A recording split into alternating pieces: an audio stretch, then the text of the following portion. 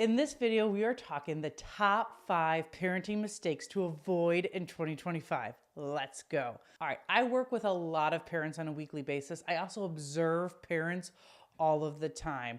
And these are the top 5 things that I just want all parents to stop it. Number 1, privileges without expectations. I cannot tell you the number of clients that I tell and they're like, I don't understand why my child doesn't do what I want them to do. And I was like, okay, well, what are the expectations? And they're like, oh, well, they're supposed to do the things that we tell them. And I'm like, okay, well, what happens if they don't? And they're like, ugh.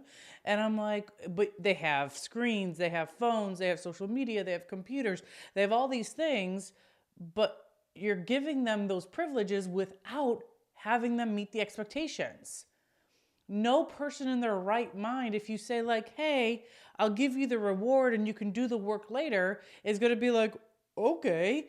No, make them do the work first and then give them their privileges. So set aside, these are the expectations, A, B, and C. And once you've completed these expectations, well, then here are the privileges.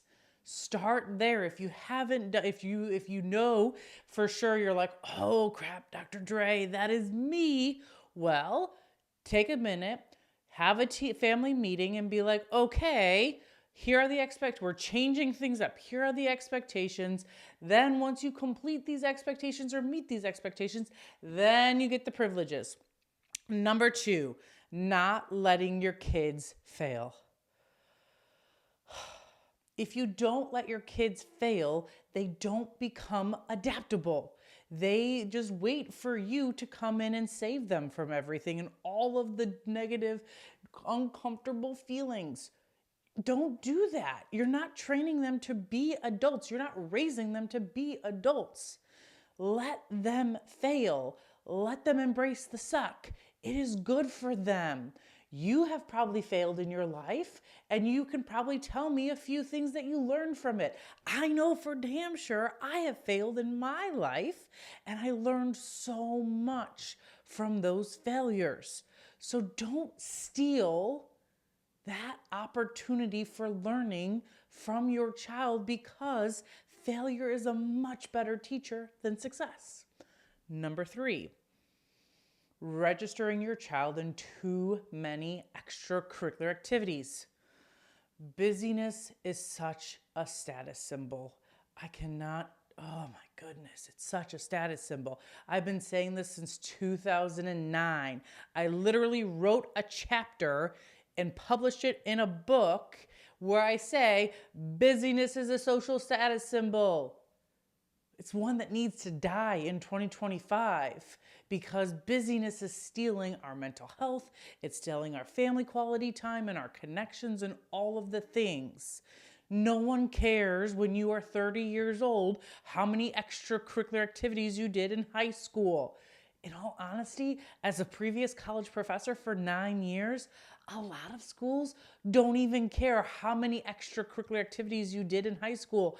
It just matters that you did something, and having leadership in those activities is much better than having all of them.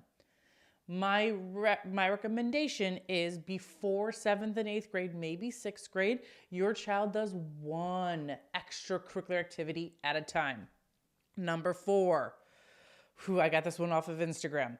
Putting your credit card information into apps that your children have access to.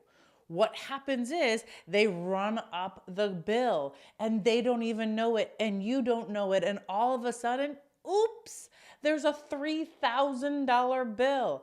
I wish I was making this up, but I have a client ran up a $3,000 bill on their parents' credit card because of apps. Kids don't realize how much things are, and they're just like, yes, I want that. Yes, I want that. Yes, I want that. Don't put your credit card information. I got this from an Instagram because there was this dad, and he took his son and his daughter because they ran up an $800 bill on Roblox, and so he took them to Target, and he was like, okay, grab $800 worth of stuff. And so they're shoving everything into the cart, and then at the end, he's like, just kidding. You all spent $800, so you don't get any of this. And I'm like, oh my God. logical consequences. I wrote a whole chapter in the number 2 parenting book about it. Read it, Dad, on Instagram. Don't do it. Don't open the door for that opportunity. And the last mistake is that I want you to avoid in 2025 is not taking your kids out on dates. Dates with your kids and one-on-one time with each of your kids is so valuable. For a while, I would take one of my kids out each month for a date. They would choose the location, they would choose where we went to eat, and it was such a blast. And then we're like, okay, let's let my husband do it in 2024.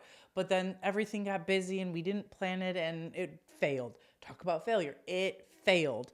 I don't even know if, I think they each went on like one date, if that. So in 2025, I'm taking it back over. Kids are super excited. So we're going to go out. The first one, we're going to Chipotle. Then we're going to go to Urban Air. And it's going to be a blast and a ball. And it's going to be so good for our relationship because they share information during those dates that they don't share any other time because they know that they have your undivided attention. So do regular dates. It doesn't mean it has to be every week. It doesn't mean it has to be every day. It doesn't even have to mean it has to be every month. Just regular dates that they can count on and let them take the lead. Let them choose. All right, so recap the 5 mistakes we are avoiding in 2025. We are privileges without expectations, not letting your kids fail, registering them for too many extracurricular activities, putting your credit card information on apps, and finally, not taking them out on individual dates. We are avoiding all of these mistakes in 2025. And if we can do that, I know you can do it. You've got this. You and me together, we are throat punching this youth mental health crisis.